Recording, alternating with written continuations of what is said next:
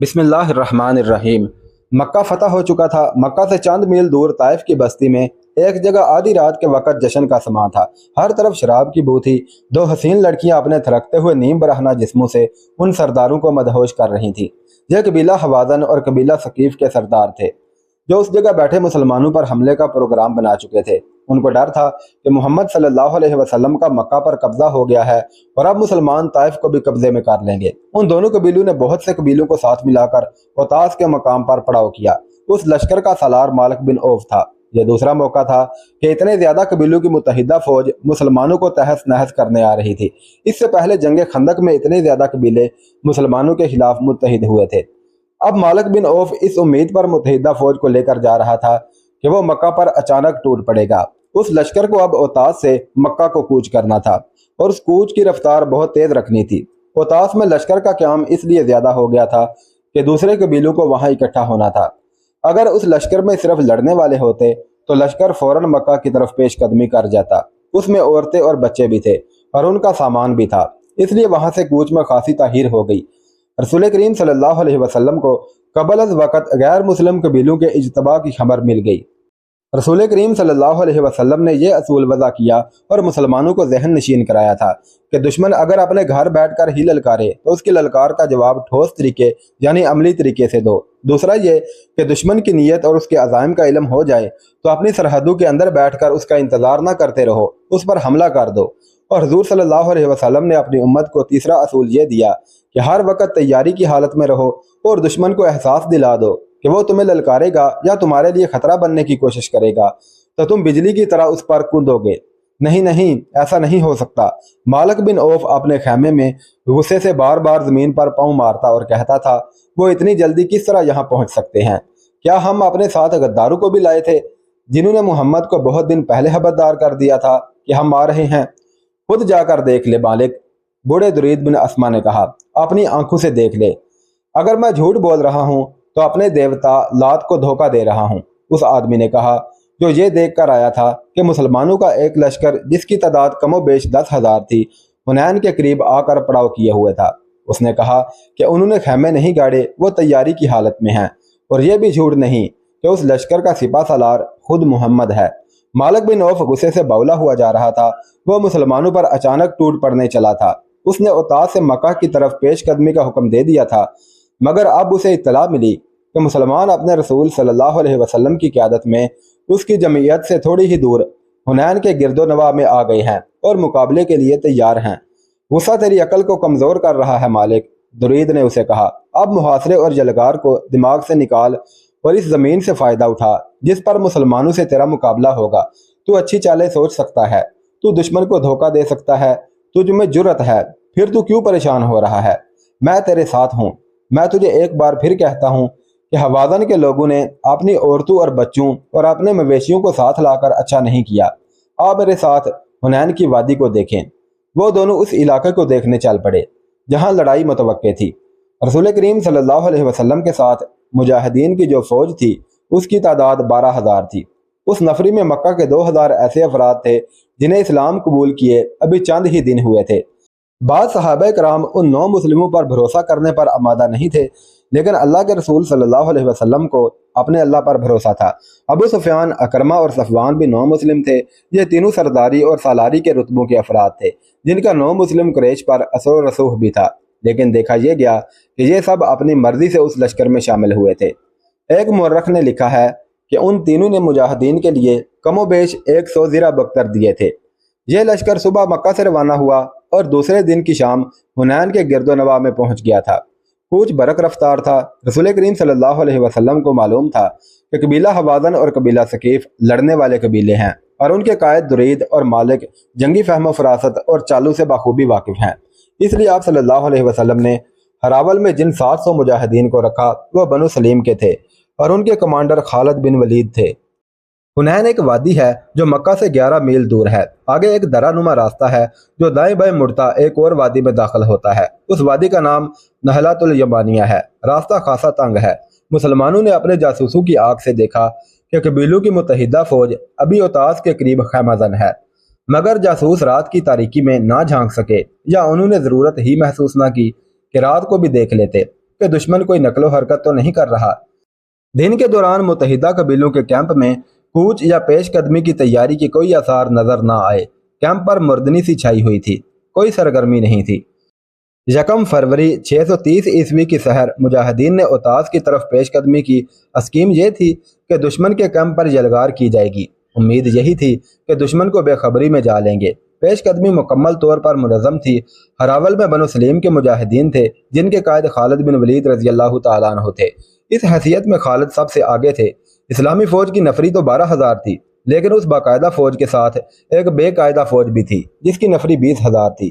یہ مکہ اور گرد و نواح کے لوگ تھے جو فوج کی مدد کے لیے ساتھ آئے تھے۔ خالد بن ولید اسلامی لشکر کے آگے تھے۔ وہ وادی حنین کے تنگ راستے میں داخل ہوئے تو صبح طلوع ہو رہی تھی۔ خالد بن ولید رضی اللہ تعالیٰ عنہ نے اپنے گھوڑے کو ایڑ لگائی اور رفتار تیز کر دی۔ خالد بن ولید جوشیلے جنگجو تھے اور جارحانہ قیادت میں یقین رکھتے تھے۔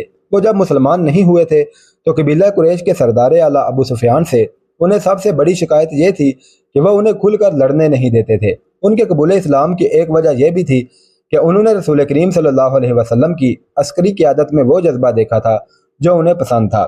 خالد بن ولید نے قبول اسلام سے پہلے اکرمہ سے بھی کہا تھا کہ میرے عسکری جذبے اور میدان جنگ میں جارحانہ انداز کی قدر صرف مسلمان ہی کر سکتے ہیں۔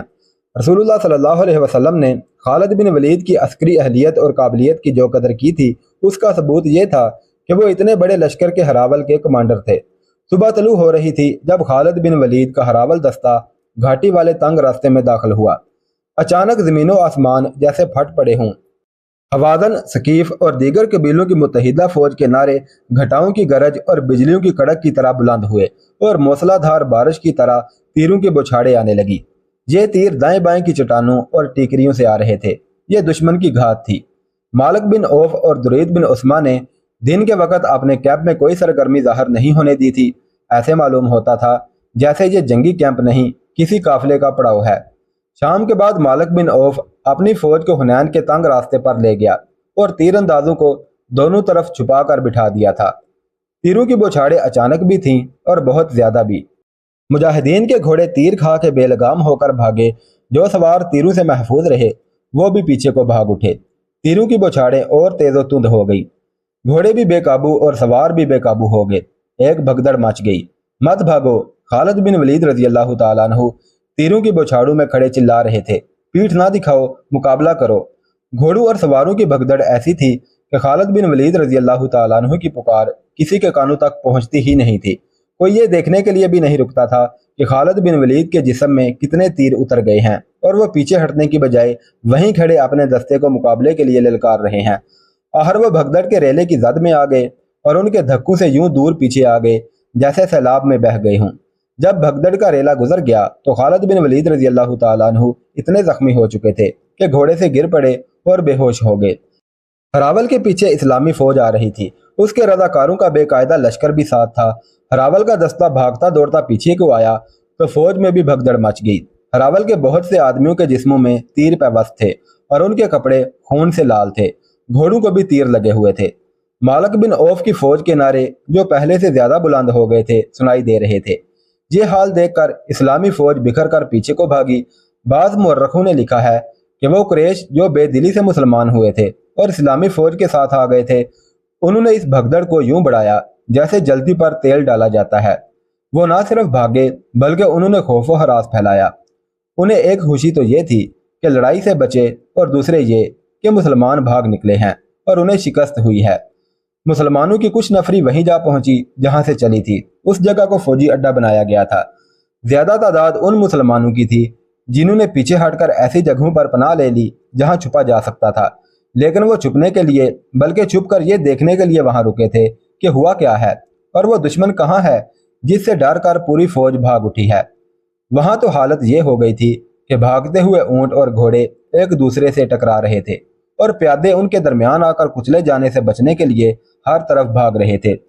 رسول کریم صلی اللہ علیہ وسلم نے اپنی فوج کی یہ حالت دیکھی تو آپ صلی اللہ علیہ وسلم بھاگنے والوں کے راستے میں کھڑے ہو گئے۔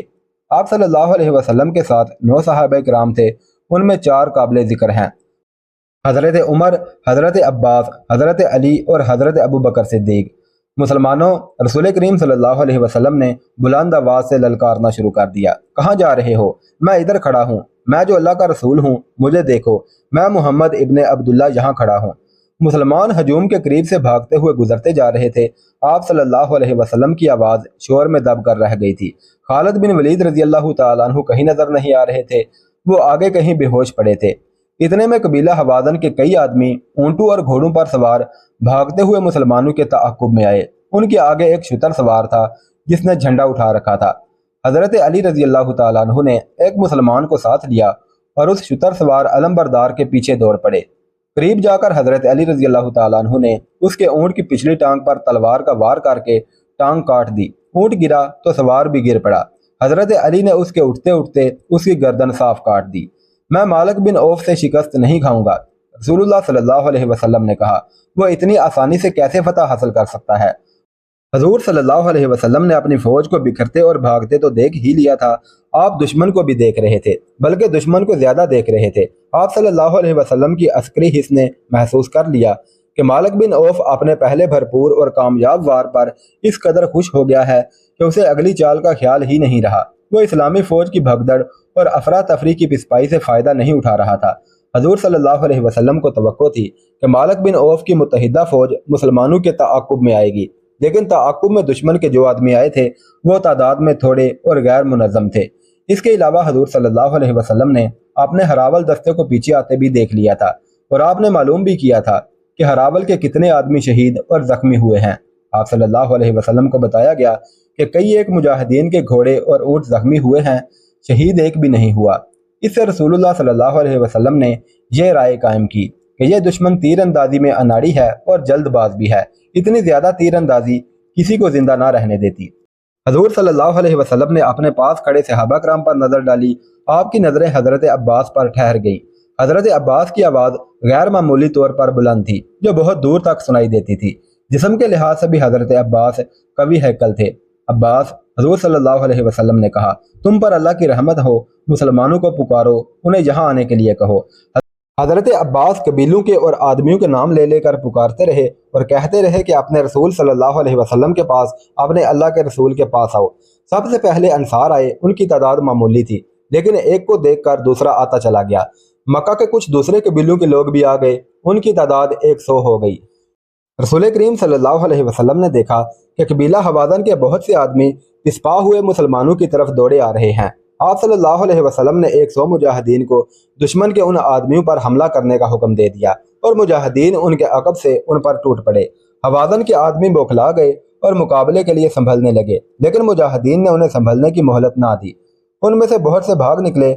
उनके जख्मी और हलाक होने वाले पीछे रह गए। वो तो अचानक ऐसे हालात पैदा हो गए थे कि मुजाहिदीन में भगदड़ मच गई थी, वरना वो हमेशा अपने से कई गुना ज्यादा दुश्मन से लड़े और फाते और कामरान रहे थे। उन्होंने देखा कि अब्बास की पुकार पर मुसलमान रसूल अकरम सल्लल्लाहु अलैहि वसल्लम के हजूर इकट्ठे हो रहे हैं और दुश्मन मुसलमानों के छोटे से गिरोह के जवाबी हमले को भी बर्दाश्त नहीं कर सका। और उन्होंने ये भी देखा कि हवादन और सकीफ उनके ताक़ुब में नहीं आ रहे, तो कई हज़ार मुजाहिदीन वापस आ गए। रसूल अकरम सल्लल्लाहु अलैहि वसल्लम ने उन्हें फ़ौरन मुनज़्ज़म किया और दुश्मन पर हमले का हुक्म दे दिया। खालिद बिन वलीद लापता थे। किसी को होश नहीं था कि देखता कि कौन लापता है और कौन कहाँ है। वही तंग घाटी जहाँ मुजाहिदीन पर कहर टूटा था, अब मुत्तहिदा कबाइल के लिए मौत की घाटी बन गई थी। कबीला हवादन चूँकि सबसे ज्यादा लड़ाका कबीला था, इसलिए उसी के आदमियों को आगे रखा गया था। ये लोग बिला शक शुबा माहिर लड़ाके थे, लेकिन मुसलमानों ने जिस कहर से हमला किया था उसके आगे हवादन ठहर ना सके। मुसलमान इस हवत को भी मिटाना चाहते थे जो उन्हें गलती से उठानी पड़ी थी। ये दस्त बदस्त लड़ाई थी। मुजाहिदीन ने तेग जनी के वो जोहर दिखाए कि हवादन गिर रहे थे या मार्के से निकलने की कोशिश कर रहे थे। रसूल अकरम सल्लल्लाहु अलैहि वसल्लम मार्के के करीब एक बुलंद जगह पर खड़े थे। आप सल्लल्लाहु अलैहि वसल्लम ने ललकार ललकार कर कहा, यह झूठ नहीं कि मैं नबी हूँ, मैं इब्ने अब्दुल मुत्तलिब हूँ। हवादन पीछे हटते चले जा रहे थे। वो अब वार करते कम और वार रोकते ज्यादा थे। उनका दम खम टूट रहा था। उनके पीछे कबीला सकीफ के दस्ते तैयार खड़े थे। मालिक बिन औफ ने चिल्ला चिल्ला कर हवादन को पीछे हटा लिया। कबीला सकीफ के ताज़ा दम लड़ाकू ने हवादन की जगह ले ली। मुसलमान थक चुके थे और सकीफ ताज़ा दम थे, लेकिन मुसलमानों को अपने करीब अपने रसूल सल्लल्लाहु अलैहि वसल्लम की मौजूदगी और ललकार नया हौसला दे रही थी। مسلمانوں کی تلواروں اور برچھیوں کی ضربوں میں جو قہر اور غضب تھا اور ان کے نعروں اور للکار میں جو گرج اور کڑک تھی، اس نے ثقیف پر دہشت طاری کر دی تھی۔ ثقیف کے لڑاکے جو عرب میں خاصے مشہور تھے تیزی سے پیچھے ہٹنے لگے اور پھر ان کے اونٹوں اور گھوڑوں نے بھگدڑ مپا کر دی۔ اس سے دشمن میں وہی کیفیت پیدا ہو گئی جو گھاٹی میں صبح کے وقت مسلمانوں میں پیدا ہو گئی تھی۔ ہوازن بڑی بری حالت میں پیچھے کو بھاگے تھے۔ اب ثقیف بھی پسپا ہوئے تو ان کے اتحادی قبائل کے حوصلے لڑے بغیر ہی ٹوٹ پھوٹ گئے۔ وہ افراتفری میں بھاگ اٹھے۔ مالک بن عوف تنگ راستے سے دور ہوازن کے بھاگے ہوئے دستوں کو یکجا کر رہا تھا۔ اس کا انداز بتا رہا تھا کہ وہ جارحانہ کارروائی سے منہ موڑ چکا ہے اور اپنے دستوں کو دفاعی دیوار کے طور پر ترتیب دے رہا ہے۔ رسول اللہ صلی اللہ علیہ وسلم نے یہ ترتیب دیکھی تو آپ صلی اللہ علیہ وسلم اپنے لشکر کی طرف پلٹے۔ آپ صلی اللہ علیہ وسلم نے دیکھا کہ جو مجاہدین صبح کے وقت بھاگ گئے تھے وہ سب واپس آ گئے ہیں۔ حضور صلی اللہ علیہ وسلم نے حکم دیا کہ گھوڑ سواروں کو آگے لاؤ۔ ذرا سی دیر میں سوار پیادوں سے الگ ہو گئے۔ آپ صلی اللہ علیہ وسلم نے سواروں کو ایک خاص ترتیب میں کر کے حکم دیا کہ ہوازن کو سنبھلنے اور منظم ہونے کا موقع نہ دو اور برق رفتار حملہ کر دو۔ ان سواروں میں بنو سلیم کے وہ سوار بھی تھے جن پر سب سے پہلے تیروں کی بوچھاڑیں آئی تھی اور مسلمانوں کی جمعیت پارا پارا ہو گئی تھی، لیکن بنو سلیم کا کمانڈر ان کے ساتھ نہیں تھا اور وہ تھے خالد بن ولید رضی اللہ تعالیٰ عنہ، جو ابھی تک کہیں بے ہوش پڑے تھے۔ رسول اکرم صلی اللہ علیہ وسلم نے اس سوار دستے کی قیادت زبیر بن عوام کے سپرد کی اور انہیں حکم دیا کہ آگے جو درہ ہے اس پر مالک بن عوف قبضہ کیے بیٹھا ہے، اسے درے سے بے دخل کر دو۔ رسول کریم صلی اللہ علیہ وسلم نے جنگ کی کمان اپنے دستے مبارک میں لے لی تھی۔ آپ صلی اللہ علیہ وسلم کے اشارے پر زبیر بن العوام نے ایسا برق رفتار اور نپات اللہ حلہ بولا کہ ہوازن جو ابھی تک بوکھلائے ہوئے تھے مقابلے میں جم نہ سکے اور درے سے نکل گئے۔ درہ خاصا لمبا تھا۔ رسول اکرم صلی اللہ علیہ وسلم نے زبیر کے دستے کو درے میں ہی رہنے دیا اور حکم دیا کہ اب درہ جنگی اڈا ہوگا۔ آپ صلی اللہ علیہ وسلم نے دوسرا سوار دستہ آگے کیا جس کے کمانڈر ابو عامر تھے۔ حضور صلی اللہ علیہ وسلم نے ابو عامر کے سپرد یہ کام کیا کہ اوتاس کے قریب متحدہ قبائل کا جو کیمپ ہے اس پر حملہ کرو۔ خالد بن ولید یہاں ہے، کسی نے بڑی دور سے للکار کر کہا، یہاں بے ہوش پڑا ہے۔ رسول اکرم صلی اللہ علیہ وسلم دوڑے گئے اور خالد بن ولید تک پہنچے۔ خالد بن ولید ابھی تک بے ہوش پڑے تھے۔ آپ صلی اللہ علیہ وسلم خالد بن ولید کے پاس بیٹھ گئے اور انتہائی شفقت سے ان کے سر سے پاؤں تک پھونک ماری تو خالد بن ولید نے آنکھیں کھول دی۔ رسول اللہ صلی اللہ علیہ وسلم کے قلب اطہر سے نکلی ہوئی دعا کا اعجاز تھا کہ خالد بن ولید اٹھ کھڑے ہوئے۔ انہیں جو تیر لگے تھے وہ گہرے نہیں اترے تھے۔ تیر نکال لیے گئے اور بڑی تیزی سے مرہم پٹی کر دی گئی۔ یا رسول اللہ، خالد بن ولید نے کہا، میں لڑوں گا، میں لڑنے کے قابل ہوں۔ آپ صلی اللہ علیہ وسلم نے خالد سے کہا کہ زبیر کے سوار دستے میں شامل ہو جاؤ، تم ابھی کمان نہیں لے سکو گے۔